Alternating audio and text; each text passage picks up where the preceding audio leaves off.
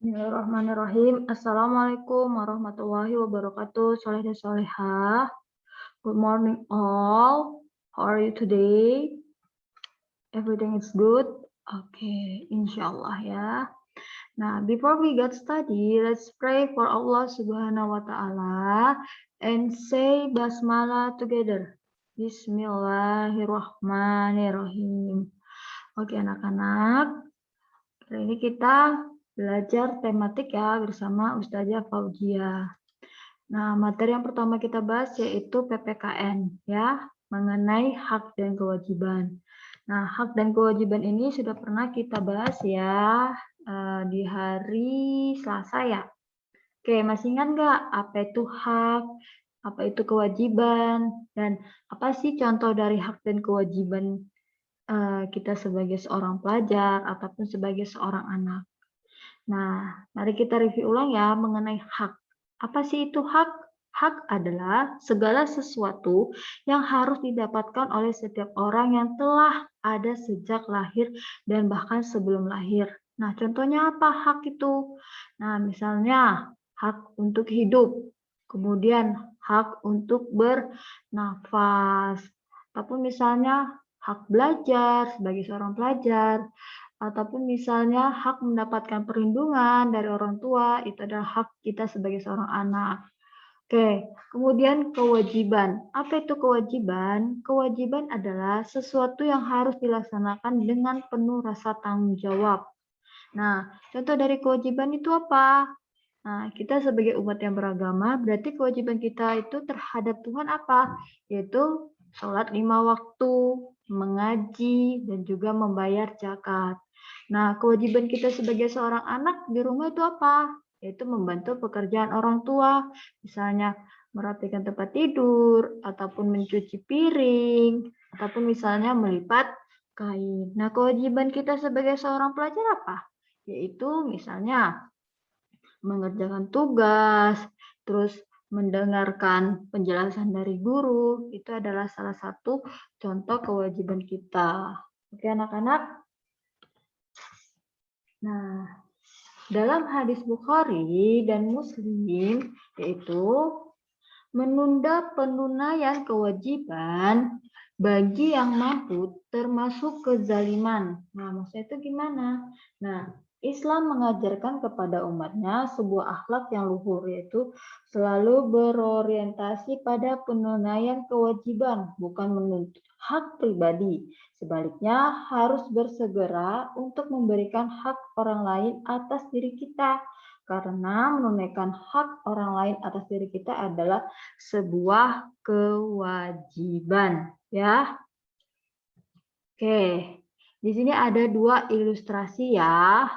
Pertama ilustrasi pertama dan ilustrasi kedua. Disimak ya. Ilustrasi pertama. Selama ini Iwan hanya senang bermain. Setiap akan pergi bermain, ia selalu meminta uang kepada ibunya. Ketika ibu tidak mau memberi uang, maka Iwan berdiri tegak sambil menunjukkan ekspresi marah kepada ibunya. Akan tetapi, ibunya dengan wajah lembut dan sabar masih berusaha menasehati Iwan agar ia mau mengerjakan tugasnya dulu baru sebelum meminta uang jajan dan bermain. Kemudian ilustrasi kedua, Salman selalu mendengar suara gaduh dari tetangga sebelah. Sang tetangga sering mendengarkan suara musik dengan volume yang cukup kencang. Padahal Salman ingin sekali belajar dengan tenang di rumahnya. Salman memilih sikap diam walaupun haknya untuk bisa belajar dengan tenang telah terganggu. Melalui ilustrasi di atas, kita dapat mengambil kesimpulan bahwa ada beberapa anak yang masih kurang paham dengan cara mendapatkan hak dengan baik. Apa yang dimaksud dengan hak? Hak adalah segala sesuatu yang harus kita dapatkan sebagai individu sejak lahir. Akan tetapi penggunaan hak biasanya selalu dibarengi dengan menjaga hak orang lain.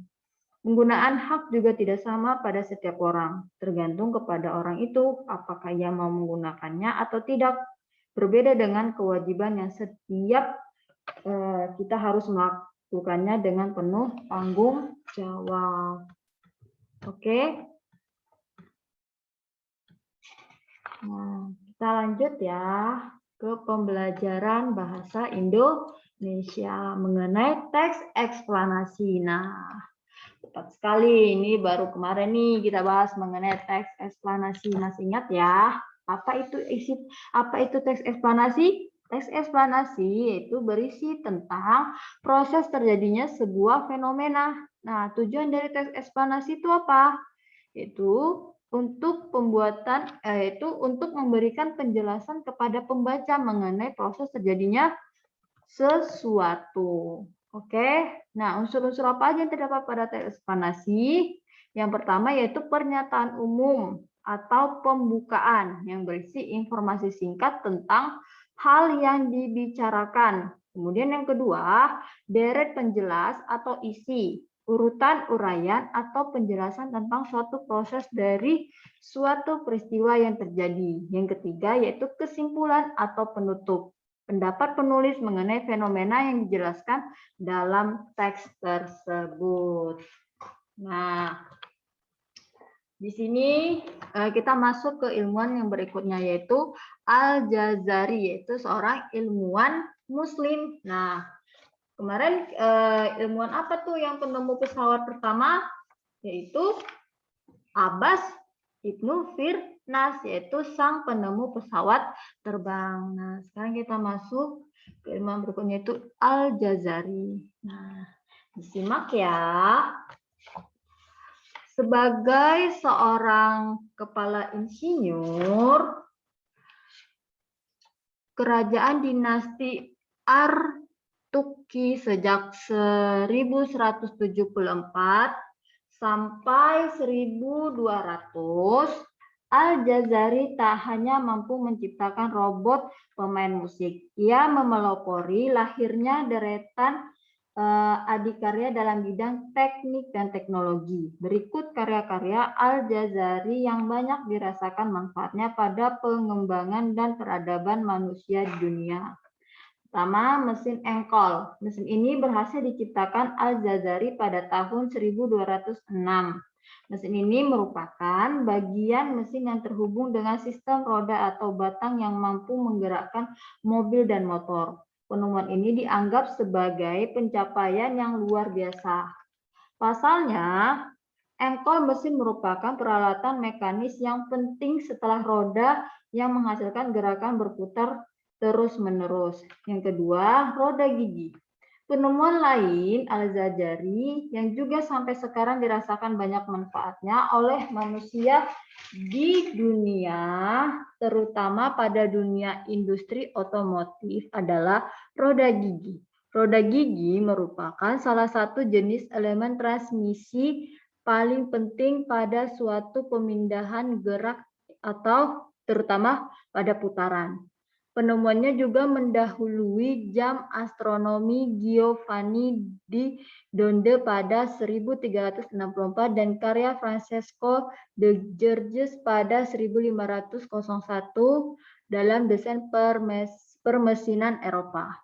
Yang ketiga, mesin pompa air. Mesin pompa Al-Jazari juga merupakan penemuan yang sangat bermanfaat pada zaman sekarang ini. Al-Jazari merupakan 5 jenis mesin untuk memompa air, di antaranya water mill dan water well. Dengan pompa air itu, keberadaan air di kedalaman berapapun bisa disedot dengan mudah dan cepat tanpa memakan waktu dan tenaga. Oke, dari teks tersebut, apakah teks tersebut termasuk dalam teks eksplanasi? Oke, informasi apa yang bisa kita ambil dari teks tersebut? Oke, silahkan ya diisi kolomnya.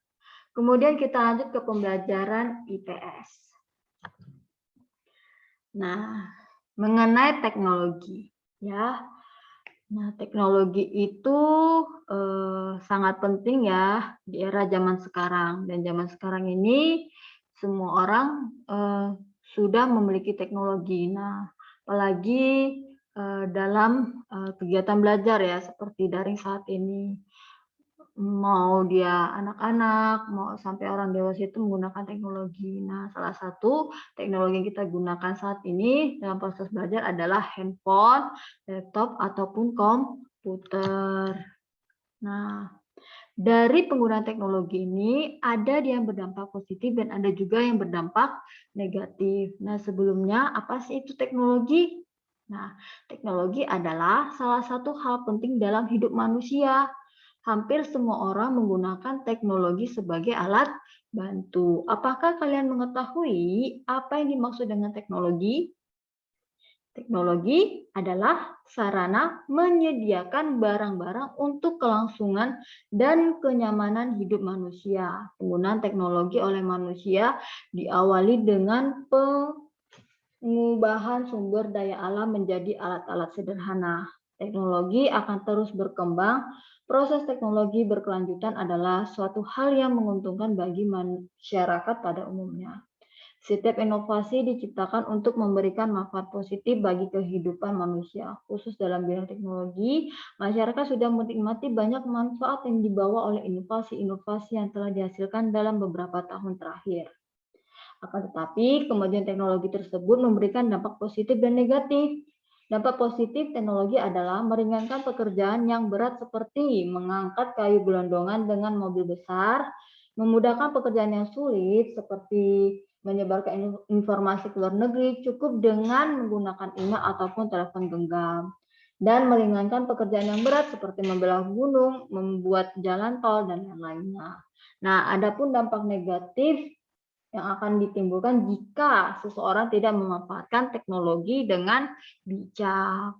Nah, coba diperhatikan tabel di bagian ayo rumuskan. Di situ ada dampak positif dari teknologi tersebut dan ada dampak negatifnya. Nah, dari tes tersebut dampak positifnya yaitu meringankan pekerjaan yang berat seperti mengangkut kayu gelondongan dengan mobil besar. Nah, dampak negatif dari teknologi ini apa? Berkurangnya tenaga kerja manusia. Nah, biasanya kalau kita mengangkat beban yang berat, biasanya itu digotong secara bersama-sama. Nah, karena ada kemajuan teknologi, maka untuk mengangkat beban yang besar, kita bisa menggunakan mobil besar. Nah, kemudian dampak positif dari teknologi bagi seorang pelajar apa? Sebagai sarana belajar tambahan, ya, misalnya untuk mencari eh, artikel ataupun misalnya mencari materi bisa dari internet ataupun dari media elektronik lainnya. Nah, di sini kalian bisa menggunakan handphone, laptop, televisi, ataupun komputer. Nah, dampak negatif dari teknologi itu apa? Nah, bisa membuat kita menjadi lebih malas belajar karena gampang tinggal dicari aja kayak gitu. Tuh jadi membuat kita lebih malas, bukan membuat kita lebih terpacu. Oke, demikian pembelajaran kita hari ini. Thank you for attention all and say hamdalah together. Alhamdulillahirabbil alamin. Assalamualaikum warahmatullahi wabarakatuh.